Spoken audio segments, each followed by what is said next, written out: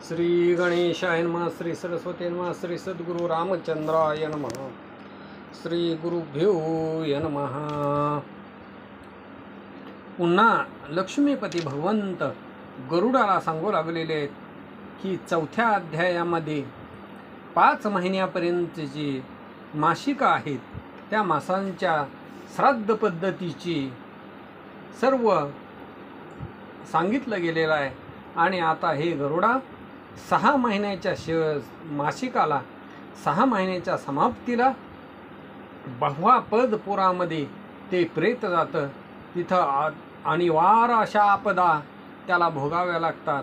तिथंच वैतरणी नावाची महाधुर्धर अशी नदी आहे, ज्याच्यामध्ये रक्त आणि त्याचा चिखल पडला गेलेला आहे। आणि त्याच दुर्धर अशा तिचा विस्तार हा 400 कोस लांबीचा, तिच्यामध्ये वेगवेगळ्या प्रकारचे प्राणी आणि त्या प्राण्यांना, त्या पक्ष्यांना लोखंडाच्या असणाऱ्या चोची, आणि त्या नदीच्या काठावरती ते पक्षी बसलेले आहेत। वाळू त्या नदीच्या काठावरती अतिशय तप्त आहे, अतिशय गरम आहे। अपार असे असणारे तिथं प्राणी आहेत, भयानक असे दिसू लागलेले। तिथले वृक्ष जे आहेत, तिथली झाडं जी आहेत, ती झाडं त्या झाडाच्या खाली सावलीच नाही। सहस्र वर्ष, हजारो कैवर्त असं असणारं, आणि तेच प्रेताच्या पुढं येऊन नाना प्रकारानं बोलू लागतात। तू गोदान तुझ्या हाताने केलेलं आहे का? तू तुझ्या हातानं गाईचं दान केलेलं आहे का? तू अन्य काही दान तुझ्या हातानं केलेले आहेत का? असे ते हजारो कैवर्त तिथं विचारू लागतात। आणि तू जर दान केलेलं असेल, गाईचं दान केलेलं असेल, तर मग या नावेमध्ये बस आणि नावेमध्ये बसून चल। जर तू काही दान केलेलं नसेल, तू जर गाईचं दान केलेलं नसेल, तर त्या या नदीच्या डोहामध्ये तू बुडून जा। अशा पद्धतीनं ते नाव चालवणारे कैवर्त बोलू लागतात। याच्यासाठी वैतरणा नदीमधून तरुण जाण्यासाठी गाईचं दान करावं, विधीपूर्वक असं असणारं दान द्यावं। आणि ते दान कुणाला द्यावं? तर जो पात्र आहे, त्या पात्र असणाऱ्या ब्राह्मणाला ते दान द्यावं। पात्र तो ब्राह्मण विद्वान असावा, किंवा तो तप आचरण करणारा असावा। अशा पद्धतीनं उत्तम ब्राह्मण पाहून त्याला ती गाय दान द्यावी। ज्या ब्राह्मणानं शूद्राचं अन्न खाल्लेलं नाही, असा ब्राह्मण त्याच्यासाठी पात्र आहे। यज्ञातील सोमरस हेच ब्राह्मणाचं अन्न आहे, आणि अमृताप्रमाणे क्षत्रियाचं अन्न आहे। वैश्याचं अन्न हे हविष्य अन्न आहे, आणि शूद्राचं अन्न ते कोरडं असलेलं चांगलं पक्व अन्न शूद्राचं खाल्लं तर ते उष्ट खाल्ल्याची निंदा होते, असं शास्त्रामध्ये सांगितलं गेलेलं आहे।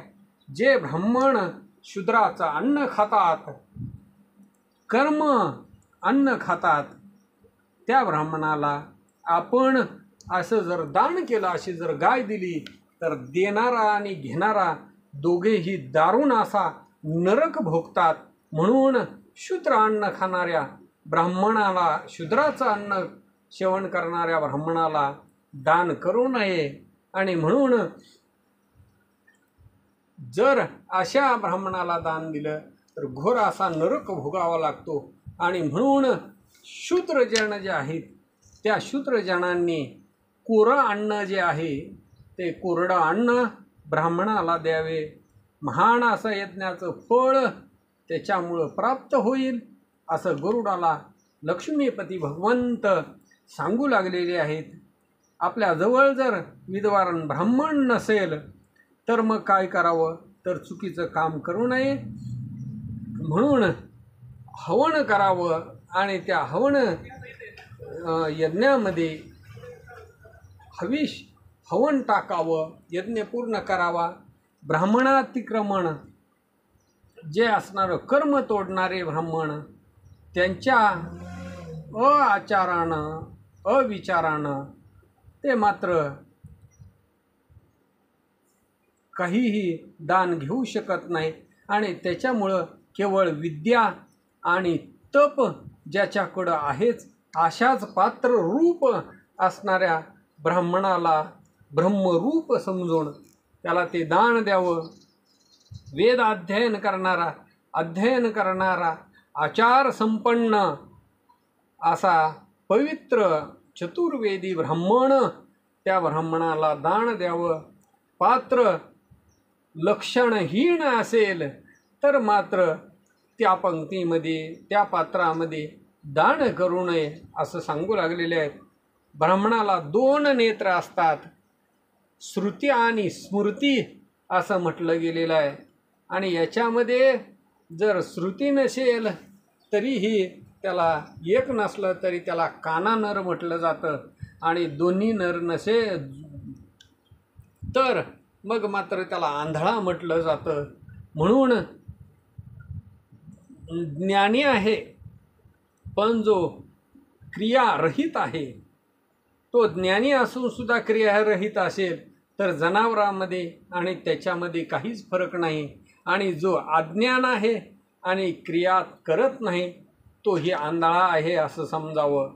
आणि म्हणून जो पूर्ण शुद्ध पात्र असलेला ब्राह्मण त्यालाच पंक्ती म्हणून त्या ब्राह्मणाला पाहून अशा पवित्र पात्र पाहून गाईचं दान द्यावं. वैतरणाधिक जी दाने आहेत ती प्रेतोपकारासाठी उत्तम ब्राह्मण प्रयत्नानं पाहावा आणि त्याला ती दानं द्यावी. 6 महिन्याच्या नंतर 6 महिन्याच्या शेवटी गायी दान द्यावे. ज्या योगे करून वैतरणी नदीत तरुण तो प्राणी पुढं जाईल आणि त्याचं मन तृप्त होईल.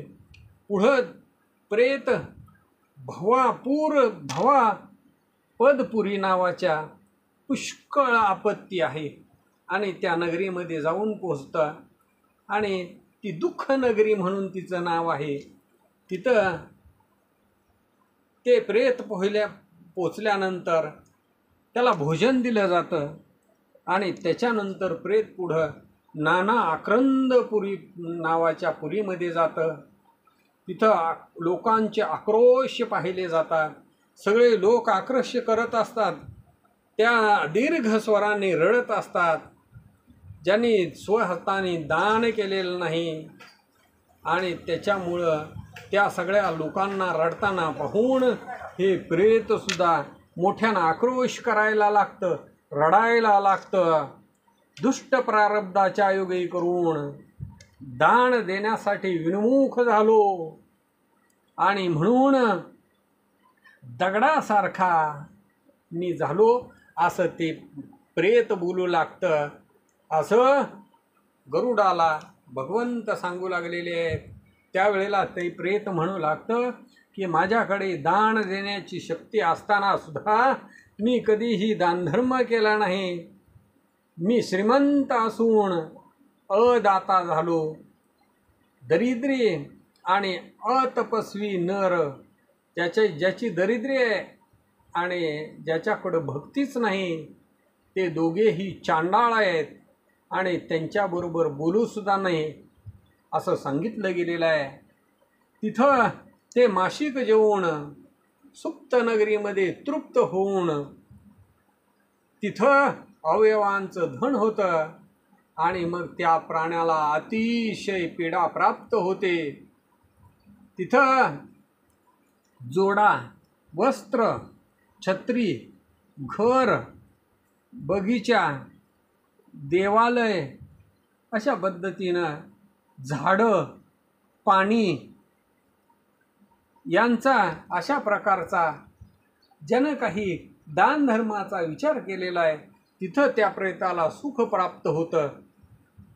त्याच्यानंतर 11व्या मासिकाच्या वेळेला ते प्रेत रौद्रपूर इथं जातं आणि तिथं मग पयोवर्ष नावाचं नगर तिथून पुढं जातं. तिथं अनिवार्य असा पाऊस पडत असतो. तिथं पावसाला भयंकर राग आलेला असतो. मोठमोठ्या पावसांच्या धारांचा वर्षाव होत असतो आणि त्याच्यामुळं त्याचा त्या प्रेताला भयंकर त्रास होतो. मग ज्यानं छत टाकला गेलेला आहे, मंडप टाकला गेलेला आहे, प्राण्यांची, पक्ष्यांची, मनुष्याची पीडाहरण ज्यानं केली गेलेली आहे, त्याला मात्र तिथं सुखाची प्राप्ती होते. त्याच्या पुढं शीताढ्यपुरी आहे आणि त्या शीताढ्यपुरीमध्ये ते प्रेत जातं. तिथं अतिशय गारवा, अतिशय थंडी आहे आणि त्याच्यामुळं त्या थंडीमध्ये खुडखुडत ते प्रेत कंपायमान होतं, आक्रोश करू लागतं, रडू लागतं. आणि मग तिथं त्या प्रेताला आपल्या बांधवांची आठवण होते, आपल्या घरच्यांची आठवण होते, बायको, मुलं, नातेवाईक यांची आठवण होते. आणि मग ते प्रेत तिथं म्हणू लागतं की माझ्यासाठी कोणी उपकार करील का? कापसाचा अंगरकार जर करून दिला तर मग मात्र माझ्या या शीत निवारण होईल, या थंडीपासून माझं संरक्षण होईल. माझ्या कुळातलं कुणीतरी कापसाचं दान करेल का, वस्त्राचं दान करेल का? आणि त्याच्यामुळंच मी इथं सुखी होईन. मला इथं कुणीतरी वस्त्र आणून देईल का?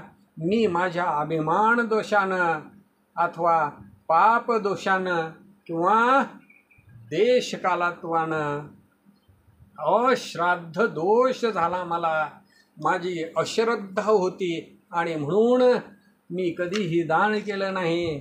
उपकाराच्या लोभा करून आणि संकटामध्ये पडलेला त्यावेळेला आपण अश्रद्धेनं काहीही केलं नाही.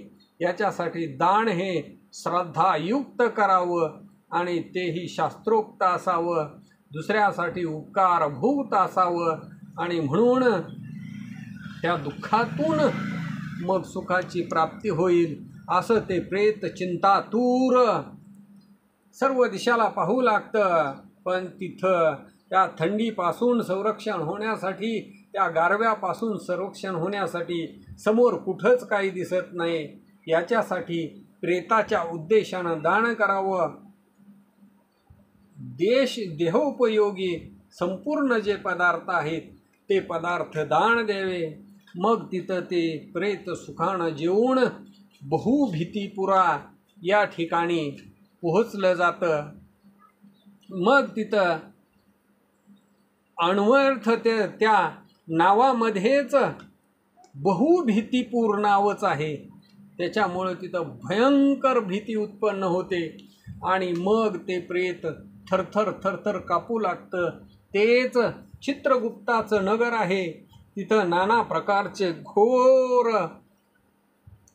असे नरक आहेत. ज्या मनुष्यानं, ज्या नरानं योग्य कर्म केलेलं आहे, वैराग्य निरंतर आहे, महादेवाची, श्री विष्णू भगवंताची भक्ती केलेली आहे, ते लोक तिथं पोचल्याच्या नंतर त्यांना मात्र काहीही पीडा होत नाही. अशा प्रकाराने पुष्कळ प्रेत तिथं आणि त्या सगळ्या प्रेत शोक करीत असलेली पाहायला मिळतात. आणि त्यांना यमाचे दूत सजा देत असतात, त्यांना मारत असतात, हाणत असतात.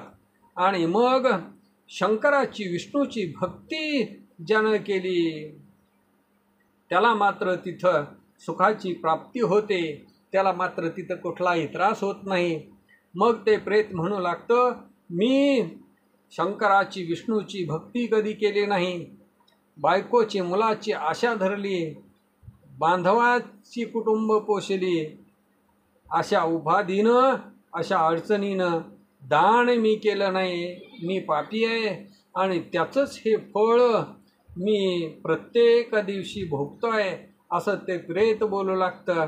आणि मग यमदूत तेही त्याला सांगतात की तुझ्या ज्या कर्माचं फळ आहे तेच तुला आता प्राप्त होत आहे. पूर्ण वर्ष झाल्याच्या नंतर ते जे प्रेत आहे ते यमलोकाच्या ठिकाणी जातं. ते यमदूत त्या प्रेताला यमाच्या समोर नेऊन उभे करतात. अशा पद्धतीनं यममार्गामधल्या ज्या यातना आहेत, या सर्व यातना दुःख या 5व्या अध्यायामध्ये सांगितल्या गेलेल्या आहेत. याच्यासाठी महादेवाचं आणि विष्णू भगवंताचं भजन कधीही चुकू नये. ज्या योगे करून यमलोकीच्या ज्या यातना आहेत त्या सर्व चुकल्या जातील. याच्याकरता आळस कधीही करू नये, आळस टाकून द्यावा.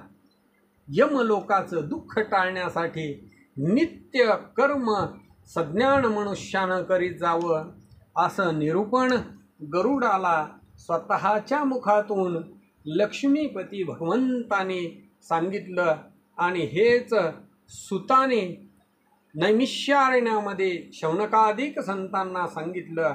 इति श्री गरुड पुराणे प्रेतकल्पे गरुड नारायण संवादे प्रेतयंपुर प्रवेशो नाम 5मोऽध्याय समाप्त.